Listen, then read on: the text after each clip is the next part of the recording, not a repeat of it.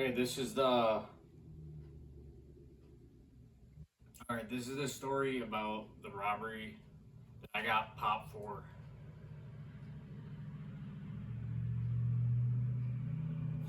All right, this is the story about the robbery I got arrested for in 2020. I, to set the stage, I just moved back in with my dad like 2 or 3 months earlier, and I was going to GED classes at Wright College in Chicago, Wilbur Wright College, and the COVID initial bullshit was still going on.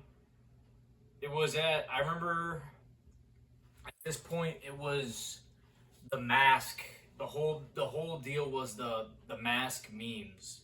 Like people wearing crazy masks like with a milk jug over their face or whatever. That was the thing. And I thought this it was the stupidest shit ever, bro. It was so fucking gay. People were acting so fucking weird during the initial COVID thing. Oh, we're gonna die. They're acting like it was a fucking zombie apocalypse, bro. Like people were just acting like little bitches during that fucking time. And they canceled our classes, so I had nothing to do. Literally, not that was my only thing to do. It was like lifting weights and going to the GED classes. I didn't even have a fucking job because everything was fucking shut down. Um,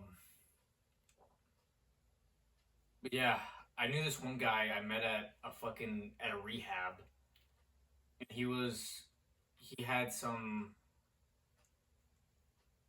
dealer or whatever that had a bunch of shit that he was gonna supposedly sell to him. And this kid, he was a shithead. He's like the fucking con artist. He's from the northern suburbs or whatever, right by where I'm from in Chicago. Like he's in a suburb like across the lake, or not across the lake, across the river. And some of his buddies from the suburbs knew me a little bit, and they wanted to rob this drug dealer guy from Maywood. And yeah, whatever. I'm gonna gloss over that. But yeah, I met him a couple times before. I was loosely cool with them. They were kind of fucking odd. They weren't really my friends. I tried to be friends with them, but they were just fucking kind of weird about everything. They're just strange people. But the con artist dude, I knew him pretty well. Like I was pretty good friends with him at that time. But he was getting weird, bro. He was getting mad skinny. He got mad skinny for some reason. I think he was on like a bunch of drugs and stuff.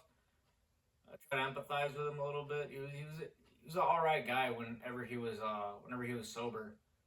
But whenever he'd get high, he'd just get weird and fucking um like thievy. He'd get thievy, kind of like how I was. We were pretty similar. But yeah, they came to pick me up at the park, and we drove out to this white kid with long hair's house, and we were hanging out there for a little bit, and then we're like, oh, let's go get a bottle. And the white kid was like a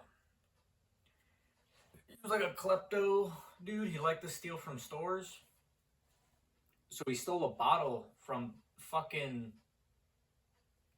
Jewel Oscar, like a bottle of Jack Daniels. And we went back to his house and we started drinking, and we were getting prepped prepped for the fucking robbery. And these Goombas start making these like little makeshift weapons to rob a guy. There's only one guy, and four of us. And they start making fucking weapons that they didn't even fucking use during the robbery. And I took like a couple swigs of Jack Daniels, and I got pretty fucking drunk off that. And then we got ready to do it. And The robbery, we had like a debriefing from our head honcho, and he was like, oh, he wanted me to initiate the deal, so it was me and the klepto white kid were gonna do like the initial fucking like initiate the fucking robbery, and this Jew and the black kid, the head honcho, they were gonna sit in the fucking car and wait till we started it to then pull up, and then we'd offload the loot and get the fuck out of there.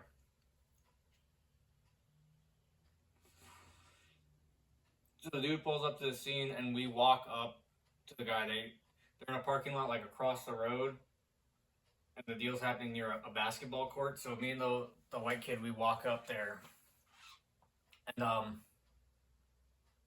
it's like some Asian kid that's selling us the drugs. He looked like a wrestler type. He was pretty fit, and he's like, "Oh, you guys here to buy that?" I'm like, "Yeah." I'm like, "Yeah, whatever." I'm just looking him in his eyes. I'm like, "Yeah, man." I'm like, "Yeah, we're here to buy it." I'm like, "You mind if we take a look and check it out before we buy anything? You know, just make sure it's all good." I'm like, "Yeah." I'm like, "Let me take a look." I'm like, "He doesn't know what the fuck he's doing to the white kid." And it gets a laugh out of him. That's what you want to do before you do that. You want to get them to bring their guard down. So I got him to laugh, and he turned his back. And once he turned his back, I socked him in the back of the head. And then the blonde hair, long hair kid jumped on him, and then he started like grappling him. And then I started hitting him, and like hitting him in the back of the head a bunch of times. And the car pulled up, and they were trying to open up the doors, and the doors weren't unlocked. Like, he locked the doors except for the driver door. So I reached over, unlocked the car door, and I was just taking bags of shit and putting it in the other car. And they were dealing with that, and then the kid was trying to get back in the car and drive off. And the black kid was hitting him in the back of the head with his phone in his hand. It was kind of fucking faggy, and I think he recorded it too. I think he was recording us robbing the fucking guy for like internet clout. And that Jew kid, I don't know what the fuck he even did in the whole fucking robbery, bro. And the white kid threw away the drug dealer's car keys in the fucking sewer, so he couldn't leave. And so we finished up putting everything in the box, and then we drove off. And I was in the front passenger seat, and the black kid was driving the car, but it was the white kid's car. And we're driving, and then I'm like, oh, let's get to the city quick, and we could hit up this guy, and we could sell it off right away. We could get rid of this shit by the end of the fucking day, and we'll have a decent amount of money between all of us. Because we stole like $2,000 worth of shit from this guy. So that's $500 per person. We could probably get a little more. But they wanted to get high. They wanted to try out the stuff before we fucking sold it. I'm like, dude, who gives a fuck? Who gives a fuck? Let's sell it. But they overruled me. And we stopped at that kid's house again. And I don't even think we fucking took the shit out of the car. But the white kid walked to the store because the whip was supposedly hot. And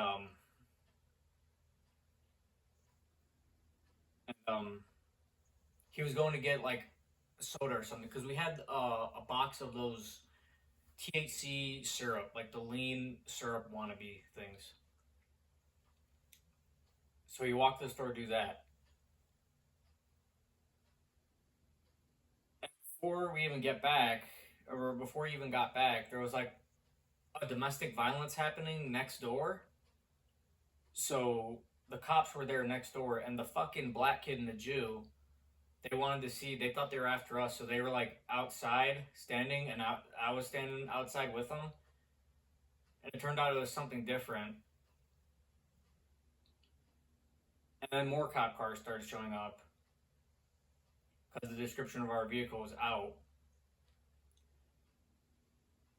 So I was thinking, let me get the fuck away, bro. This whole thing is done. And I think it was the three of us. We started walking around the neighborhood, and more cop cars, more cop cars, more cop cars. And they were like, "Oh, let's go talk to them. Let's go talk to the cops. Like they're probably not even looking for us." I'm like, "Dude, they're obviously looking for us. We just fucking robbed a guy." And like, "Oh, he's a drug dealer. He wouldn't snitch."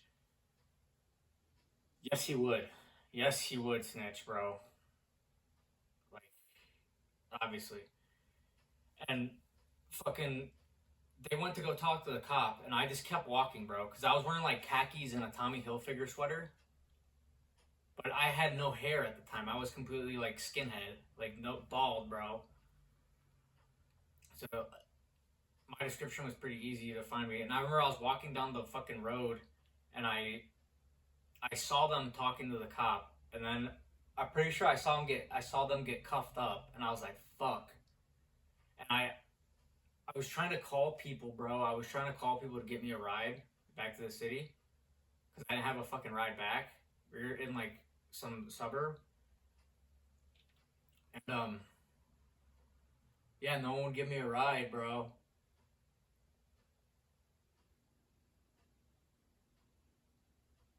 Um,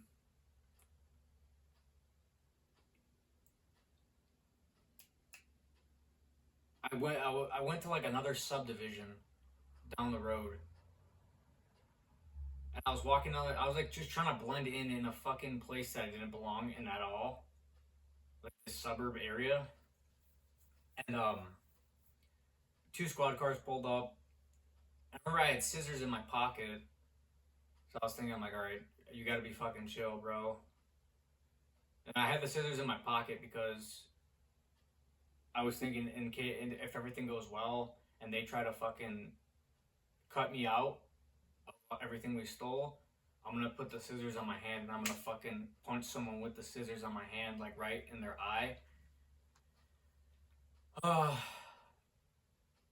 yeah, the cops came. There was like one woman, one man, and the woman like she drew her fucking gun on me, and she was like giving me orders, and I'm like, fuck that, I'm not listening to this bitch. And then the white guy came out, the white cop came out, and I'm like, all right, I'll listen to this motherfucker because he's not gonna tweak and fucking start shooting me. Like, if it's a woman cop, she's a fucking bitch. What's she really gonna do without that gun, bro? Like, that's her fucking first resort is to shoot you. So I'm like, dude, no, let me chill out. Like, I'm just gonna fucking stay still with my hands here. And then the guy started doing that, and I was like, all right, I'm good. I'm gonna fucking make it out of here. And then he searched or whatever, searched me, and he's like, oh, we have a description on you. I'm like, description for what? And he put me in the back of the cop car, and then they took us to jail. And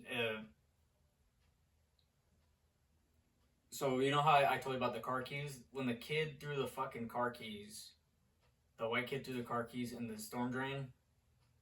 The dealer couldn't go home, and he was using his mom's car, so he had to call his mom. His mom didn't have an extra set of keys, so she called the cops. That's how they found us, and this was like all in the span of fucking 45 minutes. It was the stupidest shit ever, bro.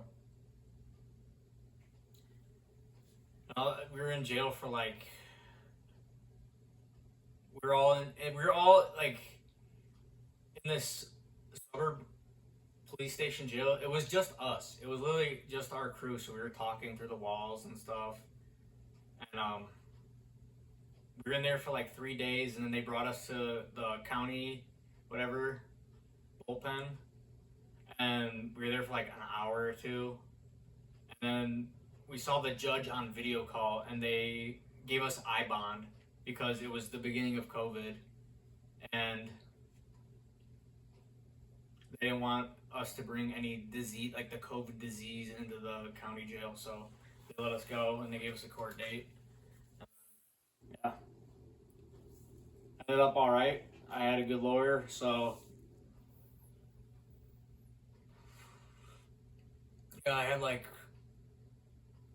a few years probation, even though I had a juvenile record. My juvenile record was sealed, so like I'm an upstanding citizen, pretty much. Besides that, I got my robbery charge brought down to a misdemeanor battery. So yeah,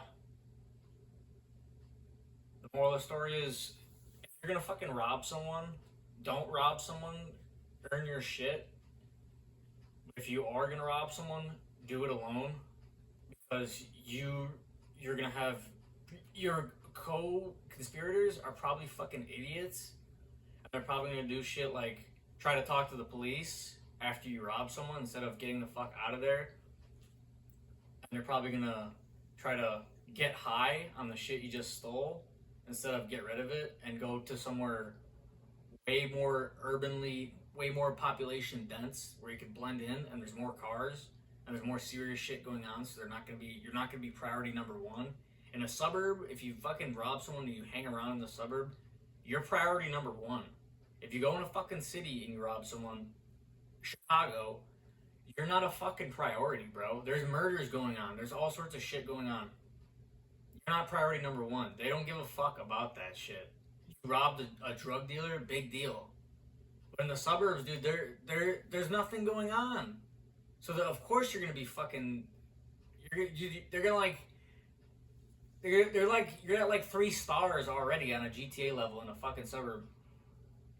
In the city, bro, you do some shit like that, you're at a 1 star. There's nothing. It's no big deal. So yeah, dude, don't hang around with fucking idiots that want to fucking steal shit and they don't know what the fuck they're doing. Like, hey, that could have ended up way worse. We could have imagine imagine this. Imagine I hit that dude in the back of the head. I start the robbery. He has a fucking gun. He pulls it out, shoots me, shoots that kid. The other car pulls up. And bam, bam. We're all dead. It could have went like that. It didn't, thank God. But yeah, make good choices, bro. Don't be a fucking retard. If it sounds too good to be true, oh, we're gonna steal $2,000 worth of shit and we're gonna have a decent amount of money. It's not real, bro. You're not gonna get away with shit like that. If the money comes quick and it's illegal, it comes with something else, bro. That fucking 45 minutes of doing that shit that day cost me like 3 or 4 years of fucking walking on eggshells, bro. Trying not to get violated on my probation. For the small dude, if I get caught outside, if my probation was, you get caught outside while you're drunk, you violate. You smoke weed, violate. Any police contact, violate. Drug test all the time. You don't want to. You have to. I had to finish my GED. I had to do this. Had to have a job. Walking on eggshells, bro. Just complete fucking supervision like that. Walking on eggshells, bro.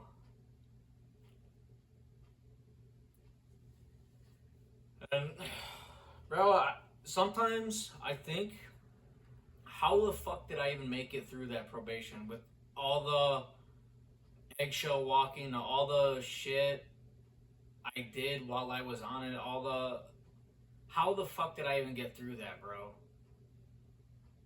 Because I remember the first fucking day I was on I was like, how am I gonna get through this shit? I somehow got through it. I'm off it now, bro. I went to fucking France. I went to fucking Colombia. I left the state. I'm not even in fucking Illinois anymore. I moved to Texas. I'm gone now. So I feel pretty good. I feel free. I don't have to worry about none of that shit. The retards. But let's hit a lick. These kids, they're not fucking like that. The immediate thing was, oh, go get high. Get high. Come on. But that's all for today. Take it easy.